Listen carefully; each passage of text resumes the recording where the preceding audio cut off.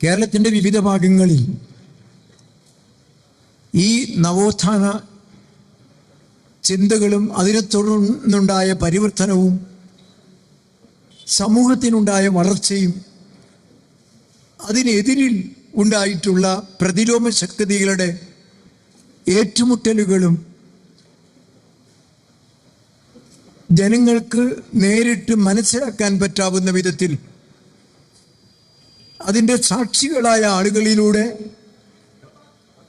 പറയാനും കേൾക്കാനുമുള്ള അവസരങ്ങൾ സൃഷ്ടിക്കുക എന്നതാണ് ഈ നവോത്ഥാന സമ്മേളനങ്ങൾ കൊണ്ട് ഉദ്ദേശിക്കുന്നത്.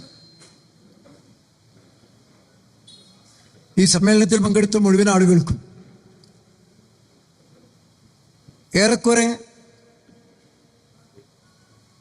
കേരള നേതൃത്വത്തിൽ മുജാഹിദീൻ എന്ന് പറയുന്ന ഈ നവോത്ഥാന പ്രസ്ഥാനത്തിൻ്റെ ചലനങ്ങളെക്കുറിച്ച്, അതിൻ്റെ വിപ്ലവകരമായ പ്രവർത്തന ചരിത്രത്തെക്കുറിച്ച് അറിയുന്നവരാണ്. ആ സംഘടനയിലൂടെ, അതിൻ്റെ ദൗത്യ നിർവഹണത്തിലൂടെ ഇവിടെ ഉണ്ടായ പരിവർത്തനത്തിൻ്റെ ഒരു ചെറിയ ഉദാഹരണം ഞാൻ നിങ്ങളെ കേൾപ്പിക്കുകയാണ്. നമ്മുടെ കേരളം കണ്ട ദീർഘനാളത്തെ മുഖ്യമന്ത്രി പദത്തിലിരുന്ന ഇന്നും നമ്മുടെ മുഖ്യമന്ത്രിയായ ശ്രീ പിണറായി വിജയൻ കഴിഞ്ഞ ഏതാനും നാളുകൾക്ക് മുമ്പ് ഒരു മുസ്ലിം സമൂഹത്തിനെ അന്ധവിശ്വാസത്തിലേക്കും യാഥാസ്ഥികത്വത്തിലേക്കും വളരെ ബോധപൂർവമായി നയിക്കുന്ന ഒരു പ്രസ്ഥാനത്തിൻ്റെ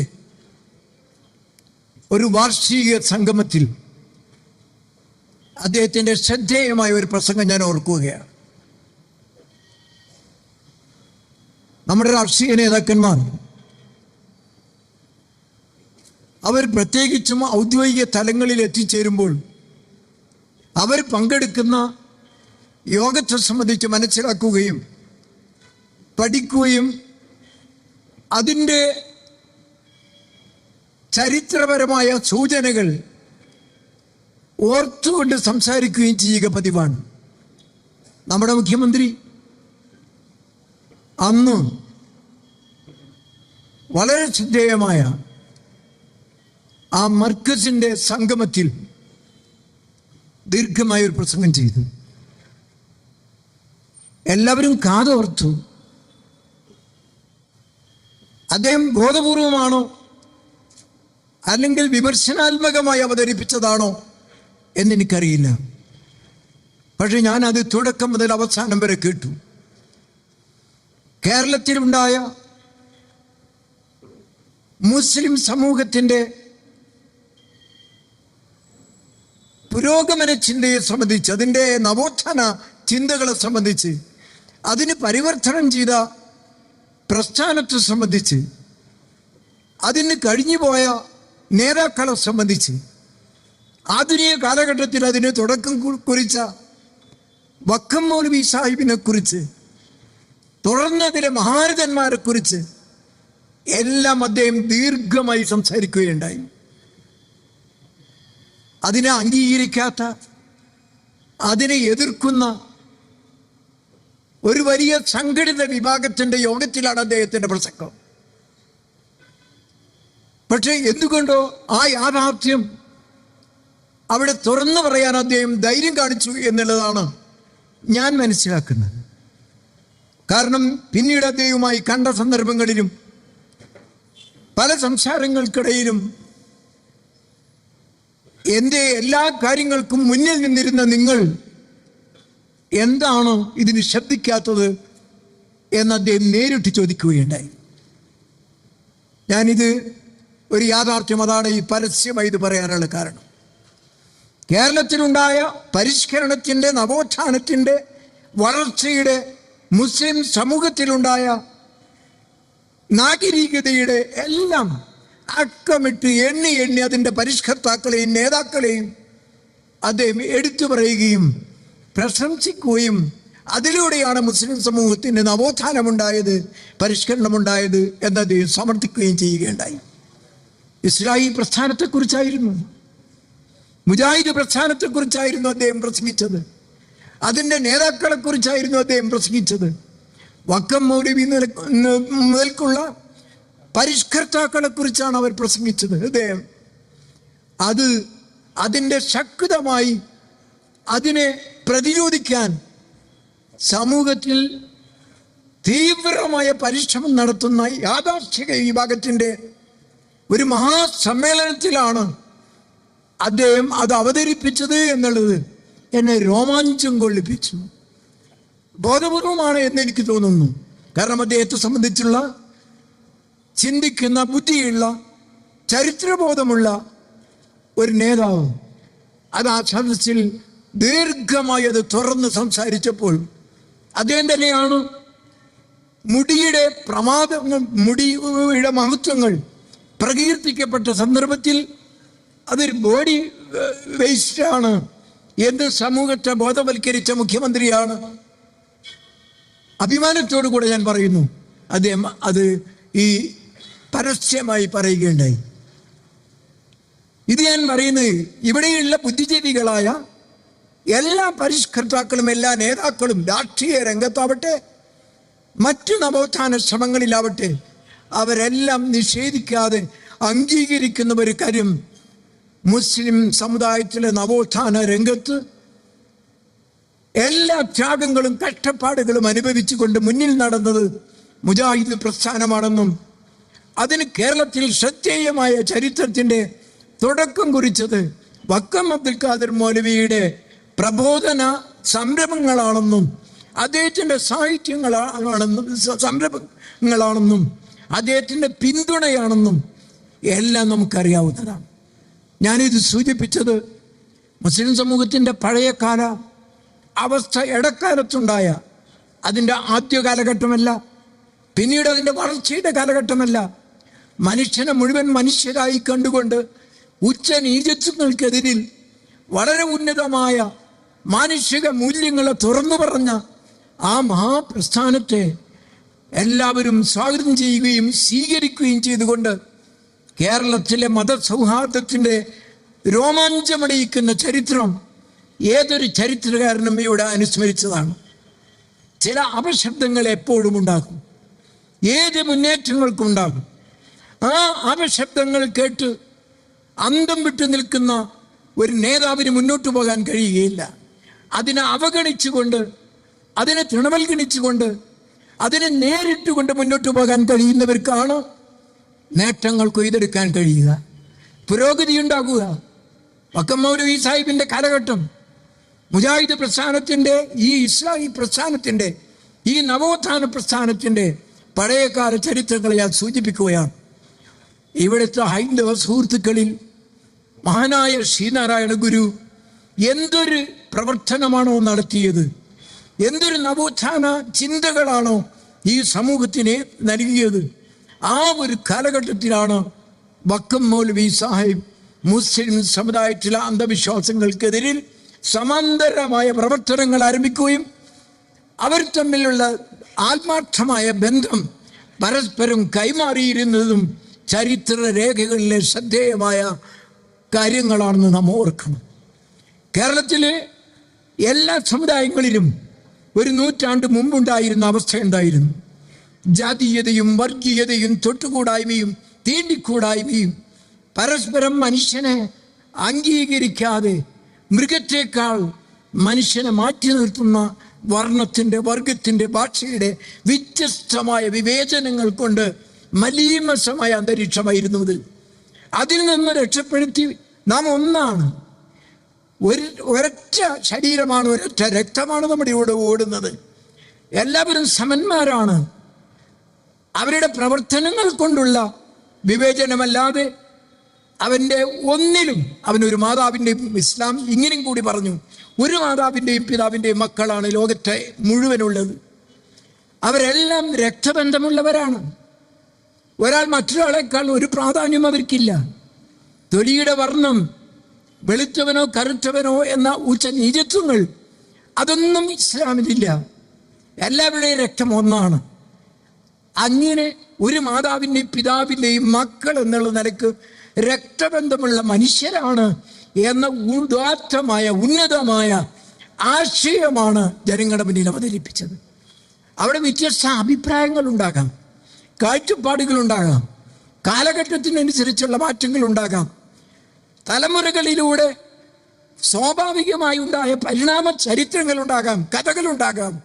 അതെല്ലാമാണെങ്കിലും മനുഷ്യനൊന്നാണ്. അവരൊന്നാണ് എന്നുള്ള ലോകത്ത് വിവിധ മതങ്ങളും ദർശനങ്ങളും ആശയങ്ങളും കാഴ്ചപ്പാടുകളും ഇത്ര മനോഹരമായി ഐക്യത്തോടെ ഒരു വീട്ടിലെന്ന പോലെ ജീവിച്ച ചരിത്രം വളരെ പരിമിതമായി മാത്രമേ ലോകത്ത് കാണാൻ കഴിയൂ. 1000-ലധികം വർഷങ്ങൾക്ക് മുമ്പ് പ്രവാചകന്റെ ഏകദേശ കാലഘട്ടത്തിൽ തന്നെ ഇസ്ലാമിൻ്റെ വരവ് ഈ പ്രദേശത്തുണ്ടായിട്ടുണ്ട്.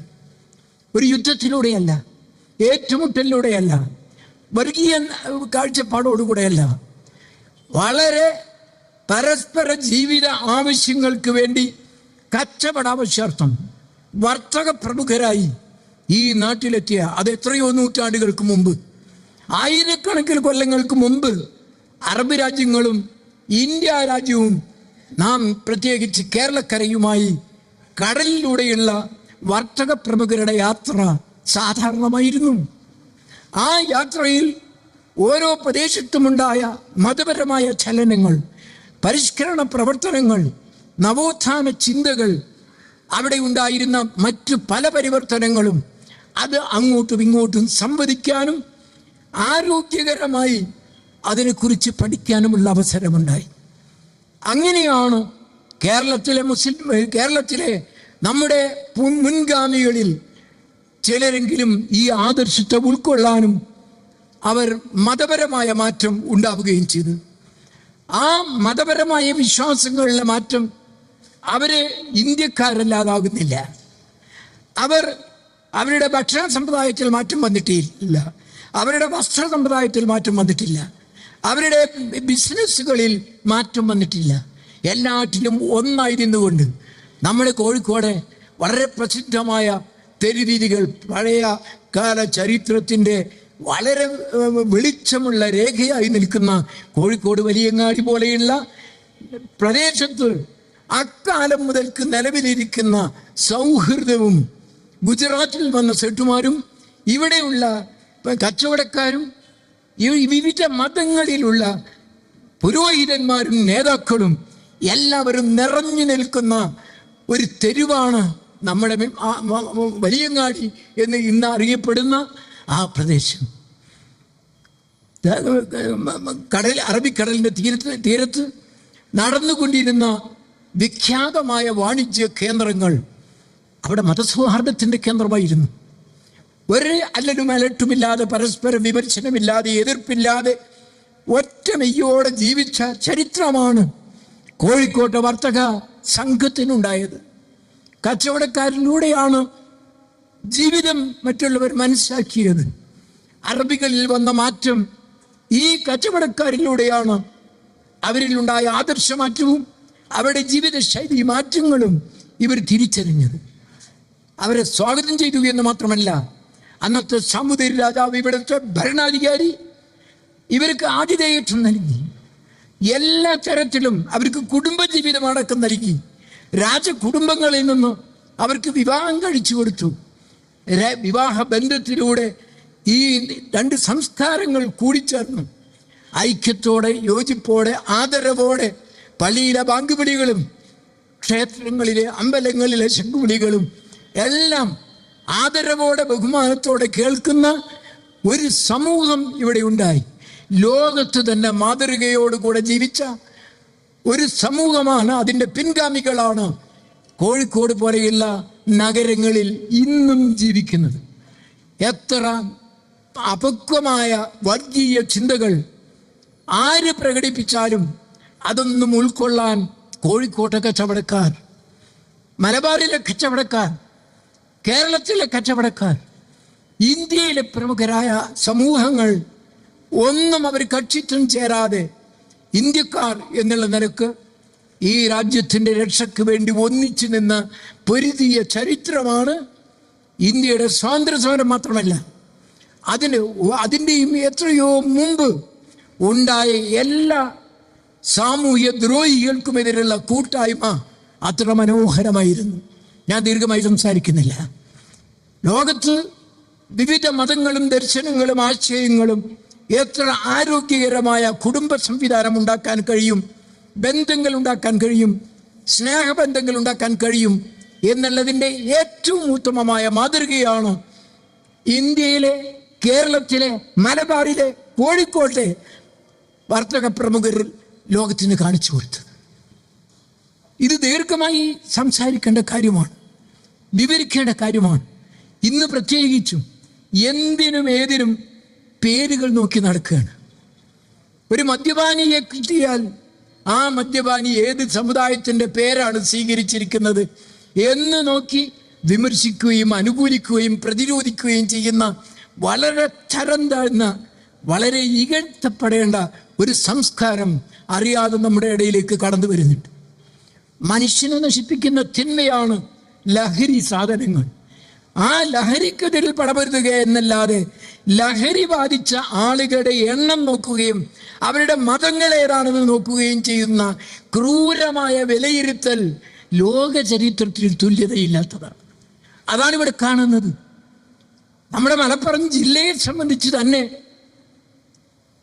എന്താണ് ഈ അടുത്ത കാലത്ത് ഒരു മഹാനേതാവ്, ആ നേതാവിൻ്റെ വിശേഷണം എന്താണെന്ന് അറിയാമോ? 30 വർഷം, ഒരു 3 പതിറ്റാണ്ട് കാലം കേരളം പോലെയുള്ള ഏറ്റവും സമുന്നതമായ വൈജ്ഞാനിക സാംസ്കാരിക രംഗത്ത് മാതൃക സൃഷ്ടിച്ച ഒരു സംസ്ഥാനത്തെ നവോത്ഥാന നായകനാണ്, നേതാവാണ് പോലും. അദ്ദേഹത്തിൻ്റെ നാവിൽ നിന്ന് ഗുണമുള്ള ഒരു വാക്ക് പോലും ഇന്ന് വരെ മാധ്യമങ്ങൾ ഇവിടെ ആരെയും പരിചയപ്പെടുത്തിയിട്ടില്ല. വായ തുറന്നാൽ ഭിന്നിപ്പിൻ്റെ ശബ്ദം, അകറ്റുന്ന ശബ്ദം, അടുപ്പിക്കുന്നതല്ല. അങ്ങനെ മാത്രം ജീവിക്കുന്ന ഒരു മനുഷ്യനെ ഇവിടുത്തെ നവോത്ഥാന നായകനാക്കി വെച്ചു. പക്ഷേ തിരിച്ചറിഞ്ഞു, ചുരുങ്ങിയ സമയം കൊണ്ട് അദ്ദേഹത്തിൻ്റെ തരം താഴ്ന്ന പ്രസ്താവനക്കെതിരിൽ കേരളത്തിലെ മുഴുവൻ ജനതയും ഒരു മത, വർഗ, ജാതി വ്യത്യാസമില്ലാതെ എല്ലാവരും ഒന്നടങ്കം അതിനെ ശക്തമായി എതിർത്ത് തോൽപ്പിച്ചു. പറഞ്ഞത് മാറ്റി പറയേണ്ടി വന്നു, അതിനെ വ്യാഖ്യാനിച്ചു, അതിനെ പുകഴ്ത്തി പറഞ്ഞ ആളുകളെല്ലാം അവരുടെ ശബ്ദങ്ങൾ നേർത്തു വന്നു. ഒറ്റ ശബ്ദത്തിൽ അതിനെ അപലപിച്ചു. അതാണ് കേരളത്തിൻ്റെ സംസ്കാരം. ഇവിടെ നാം പഠിക്കേണ്ടത്, നാം മനസ്സിലാക്കേണ്ടത്, എല്ലാ സമൂഹത്തിലും ജീർണതകൾ വന്നിട്ടുണ്ട്. എല്ലാ സമുദായത്തിലും മനുഷ്യൻ ചാതുർവർണ്ണ ഇവിടെ നിലനിന്നിരുന്ന കാലഘട്ടത്തിൽ ജാതീയമായ അകൽച്ചകൾ നാം ശ്രദ്ധിക്കണം. നമ്മുടെ സഹോദരന്മാർ, സഹോദരികൾ, ഓരോ ആളുകൾക്കും പ്രത്യേക വഴി, അവർ പ്രത്യേകമായി വസ്ത്രധാരണ, മാറുമറക്കാൻ പോലും സ്വാതന്ത്ര്യമില്ലാത്ത നമ്മുടെ വനിതകൾ, ക്ഷേത്രങ്ങളിൽ പ്രവേശനമില്ലാത്തവർ, പള്ളിയിൽ പ്രവേശനമില്ലാത്തവർ, എന്തെല്ലാം നിലക്ക് അവഗണിച്ചു. എല്ലാ മതങ്ങളിലും ഈ അവഗണനയും ഈ ചേരിതിരിവും ഉണ്ടായിട്ടുണ്ട്. അതിനെതിരെല്ലാം സ്ത്രീ സ്വാതന്ത്ര്യത്തിന് വേണ്ടിയും അവരുടെ വിദ്യാഭ്യാസത്തിന് വേണ്ടിയുമുള്ള നവോത്ഥാന പ്രവർത്തനങ്ങൾ നടത്തിയ പ്രസ്ഥാനമാണ് കേരള നദ്വത്തുൽ മുജാഹിദീൻ ഉൾക്കൊള്ളുന്ന നവോത്ഥാന പ്രസ്ഥാനം. എഴുത്തും വായനയും പെൺകുട്ടികൾക്ക് നിരോധിച്ചുകൊണ്ടുള്ള പുരോഹിതന്മാരുടെ പ്രസ്താവനകൾ, ഫത്വകൾ ഇന്നും ജീവനോടുകൂടെ നിൽക്കുകയാണ്. അവർക്ക് പള്ളികളിൽ പ്രവേശനമില്ല, അവർക്ക് മറ്റ് കലാലയങ്ങളിൽ പ്രവേശനമില്ല, അവർക്ക് ഒരു സ്വാതന്ത്ര്യവുമില്ല. ആ നിലക്കുള്ള വിവേചനം ഒരു സമുദായത്തിലെ സ്ത്രീകളോട് കാണിച്ചിരുന്നു. നമ്മുടെ സഹോദര സമുദായങ്ങളിൽ സ്ത്രീകൾക്ക് മാറുമറക്കാനുള്ള സ്വാതന്ത്ര്യം പോലും നിഷേധിക്കപ്പെട്ടിരുന്നു. എത്ര ഇന്ന് വിശ്വസിക്കാൻ കഴിയുമോ? ഇന്നത് ഉൾക്കൊള്ളാൻ കഴിയുമോ? അത്തരം ഉച്ചനീചത്വങ്ങൾക്കെതിരിൽ ഓരോ സമുദായത്തിലും പരിഷ്കർത്താക്കളും നവോത്ഥാന ചിന്തകരുമുണ്ടായി. മുസ്ലിം സമൂഹത്തിൽ ഏറ്റവും ശ്രദ്ധേയരായ വക്കം മൗലവി സാഹിബിനെ സംബന്ധിച്ച് ഞാൻ എടുത്തു പറയാനുള്ള കാരണം അതാണ്. ശ്രീനാരായണ ഗുരു സമകാലീന ആ കാലഘട്ടത്തിലാണ് അദ്ദേഹത്തിൻ്റെ ക്ലാസ്സുകളിൽ അദ്ദേഹത്തിൻ്റെ സംസാര രംഗത്ത് വക്കം മൗലവി പങ്കെടുത്തിരുന്നു. വക്കം മൗലവിയുമായി ശ്രീനാരായണ ഗുരു വളരെ ആഴത്തിലുള്ള ചർച്ചകൾ നടത്തിയിരുന്നു. അതുപോലെ അയ്യങ്കാളിയുടെ പരിഷ്കരണ പ്രവർത്തനം ഏറെക്കുറെ ആ കാലഘട്ടത്തിലാണ് മനുഷ്യനെ പല വർഗങ്ങളാക്കി, ജാതികളാക്കി തിരിച്ച്, നടക്കുന്ന വഴി പോലും രണ്ടാക്കി തിരിച്ച്, നേർക്ക് നേരെ നിൽക്കാനുള്ള സ്വാതന്ത്ര്യം പോലും നിഷേധിച്ച്, ഒരു പാത്രത്തിൽ കഞ്ഞി കുടിക്കാനുള്ള സ്വാതന്ത്ര്യം നിഷേധിച്ചു. മണ്ണിൽ കുഴിമാന്തി കഞ്ഞി കുടിക്കേണ്ട അവസ്ഥ പോലും ഉണ്ടായി. ദൈവ ഭവനങ്ങൾ എന്ന് പറയുന്ന ദേവാലയങ്ങളിലേക്ക് അവർക്ക് പ്രവേശനം നൽകിയില്ല. എന്തെല്ലാം വിവേചനങ്ങൾ ഇവിടെ നടന്നു. ആ വിവേചനങ്ങൾക്കെതിരിലെല്ലാം നവോത്ഥാന പ്രവർത്തനങ്ങൾ ഓരോ മതത്തിൻ്റെ പരിഷ്കർത്താക്കളും നിർവഹിക്കുകയുണ്ടായി. അവർ ചെയ്ത നേട്ടമാണ് ഇന്ന് കേരളത്തിൻ്റെ അഭിമാനകരമായ വിദ്യാഭ്യാസ രംഗത്തുള്ള പുരോഗതി. അതുപോലെ എല്ലാവരും ഒന്നിച്ച് ഒരേ പ്രകാരം മനുഷ്യനെന്നുള്ള പരസ്പരമുള്ള അംഗീകാരത്തോടെയുള്ള ബഹുമാനവും ആദരവും വെച്ച് പുലർത്തിക്കൊണ്ടുള്ള ജീവിതം. നിങ്ങൾ ഓർത്ത് നോക്കുക, എത്ര സുന്ദരമാണ് കേരളത്തിൻ്റെ അന്തരീക്ഷം, എത്ര മനോഹരമാണത്, എത്ര ഐക്യമാണ്. ഞാൻ എൻ്റെ അയൽപക്കത്ത് ജീവിക്കുന്ന ഒരാളോടുള്ള പെരുമാറ്റം മതപരമായ പരിഗണന വെച്ചുകൊണ്ടാണ്, അതോ അയൽവാസി എന്ന പരിഗണനയാണ്? പ്രവാചകൻ പറഞ്ഞത്, അയൽവാസി പട്ടിണി കിടക്കുമ്പോൾ വയറ് നിറച്ച് ഭക്ഷണം കഴിക്കുന്നവൻ എൻ്റെ കൂടെയുള്ളവനല്ല.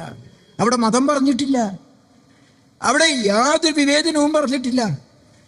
പ്രവാചകന്റെ കൂടെ അവസാന നാളുകളിലുള്ള ബന്ധങ്ങളിലടക്കം അന്ന് ആദർശരംഗത്ത് ഏറ്റവും വലിയ വിരോധികളായിരുന്ന യഹൂദികളുമായി പ്രവാചകൻ എന്തുമാത്രമുള്ള സാമൂഹ്യ ജീവിതത്തിൻ്റെ പങ്കാളിത്തമാണ് നിർവഹിച്ചത്. എല്ലാവരും അത് പറയാറുണ്ടല്ലോ. തൂഫിയ റസൂലുള്ളാഹി സ്വല്ലല്ലാഹു അലൈഹി വസല്ലം വദിറഹു മർഹൂനത്തുൻ ഇൻദ യഹൂദിയൻ. ഒരൊറ്റ വാക്ക് പോരെ. പ്രവാചകൻ മരിക്കുമ്പോൾ നിങ്ങൾക്കറിയാമല്ലോ, ഒരു വിരലനക്കിയാൽ ഒരു സാമ്രാജ്യം തൻ്റെ കാലിൻ്റെ ചുവട്ടിൽ വരുന്ന ഒരു കാലഘട്ടമാണ്. അത്ര അനുയായികളുള്ള ഒരു മഹാപ്രസ്ഥാനത്തിൻ്റെ ഉന്നതനായ നേതാവാണ്. ആ പ്രവാചകൻ മരണത്തോടടുത്ത് നിൽക്കുന്ന സന്ദർഭത്തിൽ പോലും അദ്ദേഹത്തിൻ്റെ പ്രാർത്ഥന, അല്ലാഹുമ്മ അഹ്യിനി മിസ്കീന വഅമിത്നി മിസ്കീന വഅഹ്ശുർനി മഅൽ മസാകീൻ.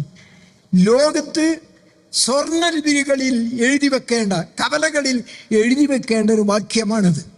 ഭരണകൂടത്തിലുള്ള ആളുകൾ സ്വജനപക്ഷപാതവും അതുപോലെ അവനവൻ്റെ ഭൗതിക നേട്ടങ്ങളും അതിൽ മത്സരിക്കുകയാണ് ലോകത്ത് ഭരണാധികാരികൾ. എന്നാൽ താനൊന്ന് വിരലനക്കിയാൽ തനിക്ക് എല്ലാ ഭൗതിക സൗകര്യങ്ങളും ചെയ്തു കൊടുക്കാൻ തയ്യാറുള്ള ലക്ഷക്കണക്കിനുള്ള അനുയായികളുള്ള ഒരു സമയത്ത് അദ്ദേഹത്തിൻ്റെ വിയോഗ ആസന്നമായ സമയം വീട്ടിൽ കഞ്ഞി വെക്കാനുള്ള അല്പം ഗോതമ്പ് ലഭിക്കുന്നതിന് തൊട്ടടുത്ത് അയൽപക്കത്തുള്ള ഒരു ജൂതൻ്റെ വീട്ടിൽ അദ്ദേഹത്തിൻ്റെ പണയം വെച്ചു എന്ന് പറയുന്നത് ലോകത്ത് ഇനി തുല്യതയുണ്ടാകുമോ? അതിന് ഏതെങ്കിലും ഒരു ചരിത്രം തുല്യമാകുമോ? അത് വിരലും നനയ്ക്കിയാൽ അദ്ദേഹത്തിൻ്റെ അന്നത്തെ അവസ്ഥയിൽ എന്തെല്ലാം മനോഹരമായ സൗകര്യങ്ങൾ ഉണ്ടാകുമായിരുന്നു. നിങ്ങൾ കണ്ടിട്ടുണ്ടോ ലോകത്ത് ഇത്ര ജനകീയനായ ഒരു നേതാവ് ജീവിച്ച എന്തെങ്കിലും അടയാളം മദീനയിലുണ്ടോ? അദ്ദേഹം ജനിച്ച വീടടക്കം ഒരു കുതുബഖാനയായി മാറ്റുകയാണ്, ഒരു ലൈബ്രറിയായി മാറ്റുകയാണ് അനുയായികൾ ചെയ്തത്. ഇന്ന് ഒരു മുടി കെട്ടി എന്ന് പറഞ്ഞ് ആരുടെ മുടിയാണെന്ന് കൂടി അറിയാതെ ആ മുടിക്ക് പള്ളിയുണ്ടാക്കി അതിൻ്റെ ചുറ്റും ഒരു ബിസിനസ് സാമ്രാജ്യം കെട്ടിപ്പടുത്ത് ഇവിടെ ചൂഷണത്തിൻ്റെ മാർഗത്തിൽ മുഴുവൻ ഈ സമൂഹത്തെ വഞ്ചിച്ച് നടക്കുന്ന യാഥാസ്ഥിക വിഭാഗം. എന്തെല്ലാം കാര്യങ്ങൾ! പ്രവാചകന്റെ സംസ്കാരം എന്തായിരുന്നു? അവസാനവും അദ്ദേഹത്തിൻ്റെ പ്രാർത്ഥനയും അങ്ങനെ തന്നെയാണ്. പാവപ്പെട്ടവനായി മിസ്കീനായിട്ട് എന്നെ പുനർജനിപ്പിക്കണം. ദൈവത്തിന് മുന്നിൽ ഞാൻ പോകുമ്പോൾ, ഞാൻ കണ്ണടക്കുമ്പോൾ ഒക്കെ ഞാൻ മിസ്കീനാകണം. ആ മിസ്കീന്മാരുടെ പാപങ്ങളുടെ കൂടെയാണ് എന്നെ പരലോകത്ത് ഹാജരാക്കേണ്ടത് എന്ന് അള്ളാഹുവിനോട് പ്രാർത്ഥിക്കുന്ന ഒരു പ്രവാചകനെ നിങ്ങൾ നോക്കൂ. മദീനയിൽ ഞാൻ പലപ്പോഴും ഒരുപാട് രാജ്യങ്ങളിൽ സന്ദർശിക്കാൻ എനിക്ക് സാധിച്ചിട്ടുണ്ട്. അവിടെയെല്ലാമുള്ള കഴിഞ്ഞ ഭരണാധികാരികളുടെ അവശിഷ്ടങ്ങൾ കാണാൻ സാധിച്ചിട്ടുണ്ട്. ലോകത്ത് നിലവിലുള്ള ഒരുപാട് അടയാളങ്ങൾ കണ്ടിട്ടുണ്ട്. എന്നാൽ മദീനയിലെ മുക്കുമൂലകളിൽ ഞാൻ സഞ്ചരിച്ചിട്ടുണ്ട്. അവിടെ എവിടെയെങ്കിലും ഒരു കൊട്ടാരം ഇത് മുഹമ്മദിൻ്റെ കൊട്ടാരമായിരുന്നു എന്ന് രേഖപ്പെടുത്തിയത് കാണാൻ കഴിയുമോ? എവിടെയായിരുന്നു അദ്ദേഹം താമസിച്ചത്? പാവങ്ങളുടെ കൂടെ ഒരു മറയിൽ ഈത്തപ്പനയോലകൾ കൊണ്ട് മറയുണ്ടാക്കിയ ഒരു മറയിലാണ് അദ്ദേഹവും ഭാര്യയും താമസിക്കുന്നത്. എന്തുമാത്രം അദ്ദേഹത്തെ സ്നേഹിക്കുന്ന, തുറുങ്കിലേക്കപ്പെടുന്ന ക്രൂശിക്കപ്പെടുന്ന സമയത്ത് പോലും പ്രവാചകന്റെ കാലിൽ ഒരു മുള്ളേൽക്കുന്നത് എനിക്ക് സഹിക്കാൻ കഴിയില്ല എന്ന് പറഞ്ഞ അനുയായികളുള്ള ഒരു സമൂഹം, അതിൻ്റെ നേതാവ് പണയം വെച്ച് ഭക്ഷണം കഴിക്കാൻ പണയം വെക്കേണ്ടി വന്നു എന്നുള്ളത് നിങ്ങൾ ഓർക്കുക. ആ ലാളിത്യത്തെക്കുറിച്ച് ഞാൻ നിങ്ങളെ മനസ്സിലാക്കാനാണ്. ആ ഒരു സംസ്കാരവും നാഗരികതയും അത് ജനങ്ങളിലേക്ക് പ്രവഹിച്ചതാണ് ലോകത്ത് ചുരുങ്ങിയ കാലം കൊണ്ട് ലോകത്താകെ ഇസ്ലാം പ്രചരിച്ചത്. അല്ലാതെ വാളുകൊണ്ടല്ല. അങ്ങനെയുള്ള യാതൊരു സമീപനങ്ങളും പ്രവാചകന് ഉണ്ടായിട്ടില്ല. ആയുധമെടുക്കാൻ കൽപ്പിച്ചത് ദീർഘകൊല്ലങ്ങളായി മർദ്ദനങ്ങളേറ്റ് കഷ്ടപ്പെട്ട് അദ്ദേഹത്തിൻ്റെ അനുയായികൾ നിസ്സഹായരായി അതെല്ലാം ക്ഷമിച്ചുകൊണ്ട് നിൽക്കുമ്പോഴാണ് മർദ്ദിതരായി എന്ന ഒരൊറ്റ കാരണം കൊണ്ട് അവർക്ക് പ്രതിരോധം അനുവദിച്ചിരിക്കുന്നു എന്ന ആയത്ത് അവതരിക്കുന്നത്. ആക്രമണത്തിനല്ല, പ്രതിരോധത്തിന് വേണ്ടി മാത്രമാണ്. അത് തന്നെ ബിയന്നഹും, അവരക്രമികളായിട്ടല്ല, അവരാക്രമിക്കപ്പെട്ടു എന്നതുകൊണ്ടാണ്. നിങ്ങൾ നോക്കൂ, അങ്ങനെയല്ലാതെ ഒരു യുദ്ധവും ഒരു പ്രതിരോധവും ഇസ്ലാമിൽ അനുവദിക്കപ്പെട്ടതല്ല. അത്ര പാവനമായ ആ ആശയങ്ങളെ മുഴുവൻ ഇപ്പോൾ വളരെ കടുത്ത യാഥാർത്ഥ്യത്വം ഇപ്പോഴും കണ്ടില്ലേ നിങ്ങൾ? ആശുപത്രിയിലേക്ക് പോകേണ്ട പ്രസവിക്കാൻ. ഇവിടെ ആരാണ് ഓരോ ദിവസവും ഉണ്ടാകുന്ന ഈ പൗരോഹിത്യത്തിൻ്റെ നീരാളിപ്പിടുത്തം എത്ര ശക്തമാണ് നിങ്ങൾ നോക്കി. ഒരു മനുഷ്യൻ, ഒരു തങ്ങള് എന്ന് പറഞ്ഞിട്ടൊരാൾ ഇറങ്ങിയിട്ട് ശരിക്കും അയാൾക്ക് സംസാരിക്കാൻ തന്നെ കഴിയില്ല. ഒരു ഭാഷ അറിഞ്ഞൂടാ, മലയാളം അറിഞ്ഞൂടാ. ഒരൽപ്പനായ ഒരു മനുഷ്യൻ എന്തെല്ലാമോ സംസാരിക്കുന്നു. ഇന്നിപ്പോൾ അയാളുടെ നില എന്താണ്? കോടീശ്വരനായി. അയാള് ഇങ്ങനെ പരസ്യമായി ജനങ്ങളെ ചൂഷണം ചെയ്ത് മുതലാളിയായി തന്നെ നടക്കുകയാണ്. ഒരു തങ്ങൾ എന്ന് പറഞ്ഞുകൊണ്ട് എല്ലാവരും അയാളെ ഒരു 5 മിനിറ്റ് അയാളെ ശ്രദ്ധിച്ചാൽ ഇയാൾ കപടനാണെന്നും വഞ്ചകനാണെന്നും തിരിച്ചറിയാൻ കഴിയും. എന്നിട്ടും എത്രമാതിരി ആളുകളാണ് ആ പിന്നാലെ കൂടി. ഓരോ ദിവസവും നടക്കുന്ന ഈ യാഥാസ്ഥികത്വത്തിൻ്റെ നീരാളിപ്പിടുത്തത്തിൽപ്പെട്ട് കഷ്ടപ്പെടുന്ന സമൂഹം എത്ര പരിതാപം അറിയിക്കുന്നവരാണ്. ഇതെന്നാണ് അവസാനിക്കുക? അതിനെതിരെ സംഘടിതമായ നീക്കവും ബോധവൽക്കരണവും വിദ്യാഭ്യാസവും നൽകിയാൽ മാത്രമേ ഈ സമൂഹത്തിന് വളർച്ചയുണ്ടാവുകയുള്ളൂ. എല്ലാ മതവിശ്വാസികളും കൂടിച്ചേർന്നുകൊണ്ട് ഇത്തരം യാഥാസ്ഥിക പ്രവർത്തനങ്ങൾ, ഇപ്പോഴത്തെ മന്ത്രവാദം വളരെ ഏറ്റവും അപകടകരമായ വിഷലിപ്തമായ മന്ത്രവാദമാണ് ഇവിടെ നടക്കുന്നത്. എല്ലാവരുടെയും സഹായം അതിനുണ്ട്. അല്ലെങ്കിൽ എന്തേ ഇവിടെ അവരെ ശിക്ഷിക്കാത്തത്? എന്തുകൊണ്ട് അവരെ പരസ്യമായി അവരെ വിചാരണക്ക് വിധേയമാക്കാത്തത്? ഇവിടെ ഇതെല്ലാം വളർന്നുകൊണ്ടിരിക്കുകയാണ്. ഈ ഒരു സന്ദർഭത്തിൽ ഇതിൽ പങ്കെടുക്കുന്ന പ്രഗത്ഭരായ വ്യക്തിത്വങ്ങൾ സംസാരിക്കാനുണ്ട്. ഞാനിതിൻ്റെ തുടക്കുക എന്ന ദൗത്യം നിർവഹിക്കുമ്പോൾ ദീർഘമായി സംസാരിക്കുന്നില്ല. ചിലത് ആവേശത്തിൽ സംസാരിച്ചു പോയതാണ്. അത്ര ആവേശം നൽകുന്ന, രോമാഞ്ചം നൽകുന്ന ചരിത്രമാണ് ഈ നവോത്ഥാന പ്രസ്ഥാനത്തിനുള്ളത്, മുജാഹിദ് പ്രസ്ഥാനത്തിനുള്ളത്.